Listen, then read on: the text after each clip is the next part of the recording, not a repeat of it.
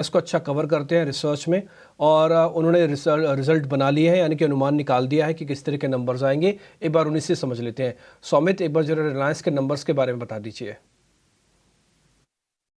अगर Q3 की बात करें हम तो म्यूटेड सेट ऑफ नंबर्स की एक्सपेक्टेशंस है। रेवेन्यू सिर्फ 2% से हायर हो सकती है, बट एबिटा में करीब 2% की गिरावट की एक्सपेक्टेशंस है। मार्जिन में भी करीब 70 बेसिस पॉइंट से डिक्लाइन आ सकता है 17% के आसपास। और नेट प्रॉफिट अगर आप देखेंगे तो वहाँ पे 3% का फॉल आने का एक्सपेक्टेशंस है। अब सेगमेंट वाइज अगर हम देखें तो रिटेल सेगमेंट की परफॉर्मेंस अच्छी आने की एक्सपेक्टेशंस है। 5% हायर होगा रेवेन्यू। एबिटा भी जो है रिटेल सेगमेंट की वो 7% से ग्रो कर सकती है। और ऑयल टू केमिकल बिजनेस की अगर हम देखें तो वहाँ पे एक मेजर डाउनफॉल आने की एक्सपेक्टेशंस है। करीब 12% का सिक्वेंशियल डिक्लाइन O2C सेगमेंट में आने की एक्सपेक्टेशंस है। और गैस एक्सप्लोरेशन सेगमेंट की अगर हम बात करें तो वहाँ 8% की एक ग्रोथ आने की एक्सपेक्टेशंस है।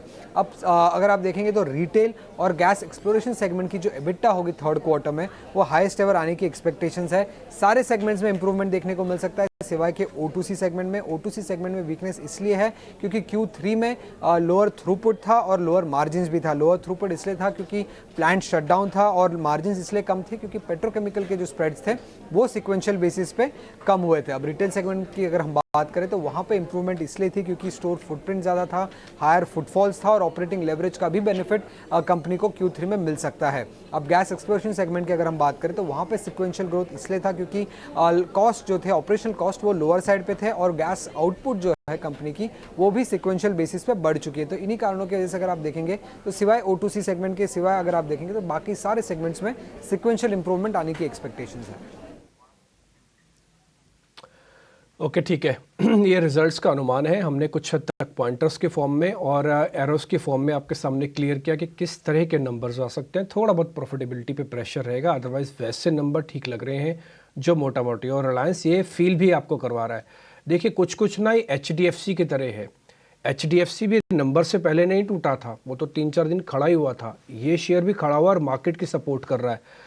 मैंने ना 1 मिनट पहले इसका डिलीवरी डाटा को भी चेक किया है कि इसका पिछले 6-7 दिन की डिलीवरी डाटा क्या कह रहा है। मैं आपको सिर्फ बता देता हूँ, आपको सामने छपके तो नहीं आएगा, बट सामने मैं बता देता हूँ।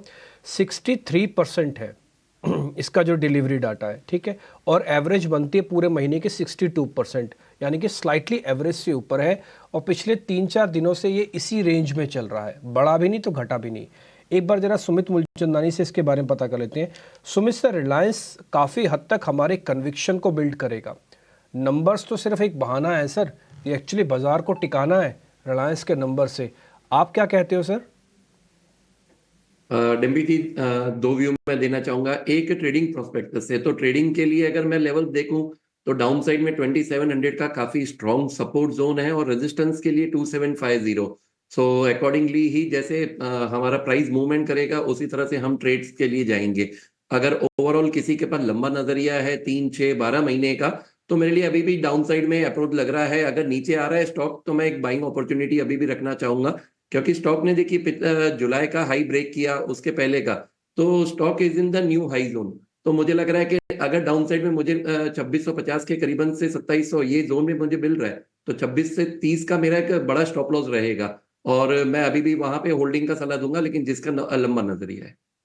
ठीक है, ऑल राइट। तो ये बात तो हो गई रिलायंस पर। आज इस पर नजरें रहेंगी, क्या ये एक हेवी लिफ्टिंग भी कर सकता है मार्केट को ऊपर लाने में। हेवी वेट का रोल जो रिलायंस को पिछले 2 दिन से निभाना चाहिए था वो मिसिंग था, और इसी वजह से आपने देखा कि कोई बड़ी रिकवरी अटेम्प्ट भी नहीं हुई। लेकिन क्या आज नंबर्स से पहले रिलायंस पर किस तरह की मूव होती है, ये देखना इंटरेस्टिंग होगा।